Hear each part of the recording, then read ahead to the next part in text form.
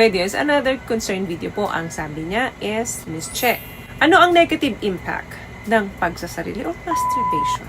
Lalo na pag madalas na ito. Alam nyo guys, lahat naman talaga ng sobra or labis-labis ay meron talagang hindi magandang naidudulot ito sa atin. Number 1 dyan, kapag madalas nang ginagawa ito, posible na pong magkaroon ng addiction ang isang taong gumagawa nito. Yung tipong hindi niya na makontrol, kahit saan ginagawa niya, kumukuha talaga siya ng pagkakataon para magawa niya to kahit nasa trabaho siya or nasa eskwelahan siya, wala siyang pinipiling oras. Basta nasumpungan niya ito, hindi niya mapipigilan to, gagawin niya ito.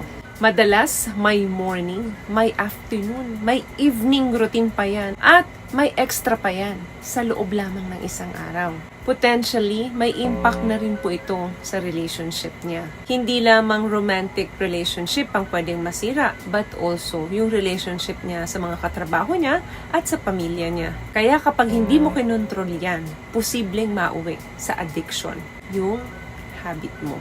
Pangalawa, na negative impact kapag madalas mo na itong ginagawa, relationship issue. Kung meron kang karelasyon, romantic relationship, may girlfriend ka, may boyfriend ka, or may misis o mister ka, kung substitute lang naman ang pagsasarili, kapag hindi available yung partner mo, wala namang problema.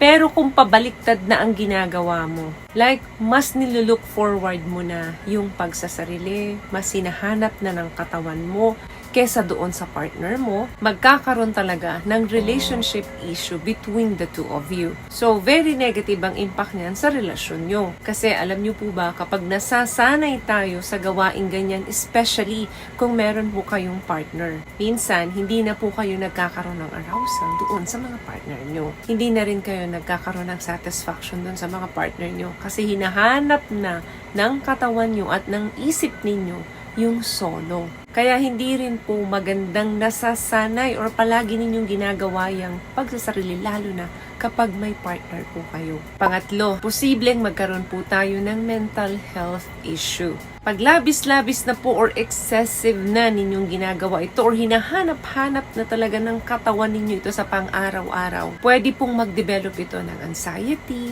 ng depression, and other mental health problems. Kasi darating ka sa puntong hindi mo na maintindihan ang sarili mo kung bakit hindi mo ito matigilan. So, dyan na po papasok yung pagkabalisa, mas bumababa na yung self-esteem mo, mas gusto mo na lang palaging nagsusolo, gusto mo na lang palagi kang nag-iisa, kasi nga, napapasaya mo naman yung sarili mo. Kaya hanggat maaari, kapag nararamdaman mo na sa sarili mo na bakit parang nagde-develop ka na ng addiction, better na stop mo yan, kontrolin mo, or kumausap ka ng isang professional para matulungan kang makontrol mo ito.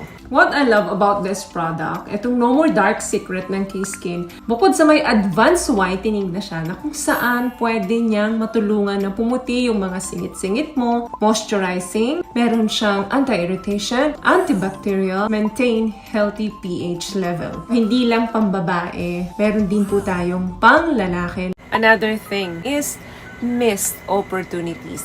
Yes, may mga opportunity na po tayong hindi natin nag-grab or hindi natin nami-meet. Kasi nga, kasama na ito sa priority mo. Ipinagpapalit mo yung mga importanteng lakad mo, yung mga appointment mo, yung mga activity mo dahil dito. So, ang nangyayari, nami-miss mo yung mga opportunities na dapat sa iyo mapunta. Tulad ng pagdating sa trabaho, pagdating sa eskwelahan, and mga important social events. Disrupting na or sira na yung daily life mo. Even sa relationship mo, irresponsible ka na. Hindi ka na rin makapag-function ng maayos. Last one, na negative impact sa sarili natin. Kapag madalas natin ginagawa ito, ayaw mo nang makipagrelasyon. Meaning, kontento ka na solo ka, na single ka. Kasi nga, pakiramdam mo, hindi mo naman kailangan ito. Pero ang totoo, bumababa ang self-esteem mo, kaya minsan, ayaw na natin makipagrelasyon. Iniisip mo, hindi mo na kailangan ng someone kasi nasasatisfy mo naman yung sarili mo. Nag-iiba na yung ability mo na maintindihan yung reality.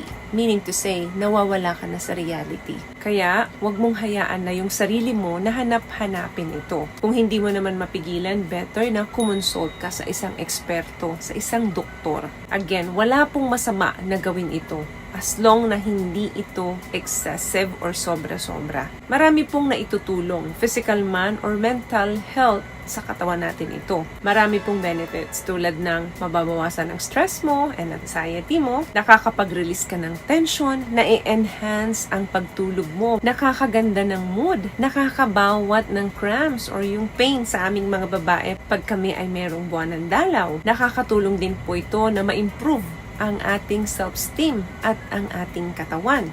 And nakakaganda rin po ito ng mood.